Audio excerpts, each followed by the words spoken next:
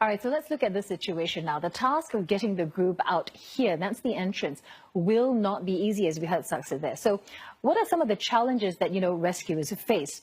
Well, details on this Thamluang cave complex, they're scant, but what we do know that it's one of the country's longest at 10 kilometers long.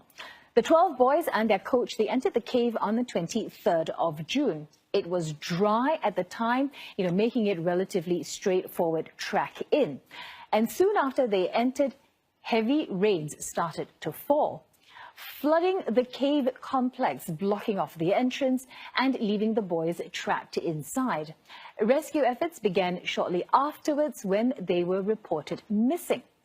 The search and rescue teams, aided by cave diving experts, have been working round the clock, and they want to try and get the water level low enough so the group could possibly walk out.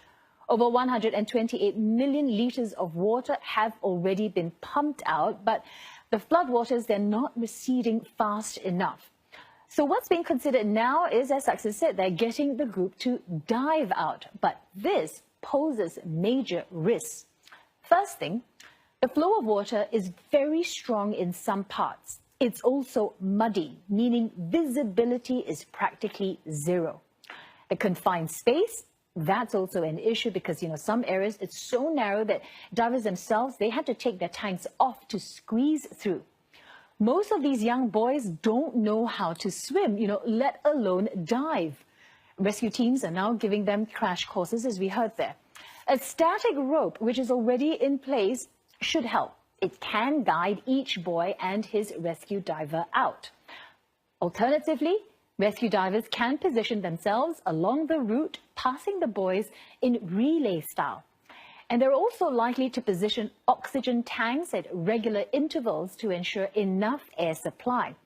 Still, the entire ordeal is expected to take 3 hours or more for each boy. In previous cave rescues, drilling has been used as a way to get people out. But, in this situation, that might take too long. The group is stranded about 1 kilometer below the top of the mountain, and rescue teams are also searching for other ways into the cave. But it's a race against time. Rain is forecast to begin as early as tomorrow, and the deluge could very well jeopardize efforts and leave rescuers back at square one.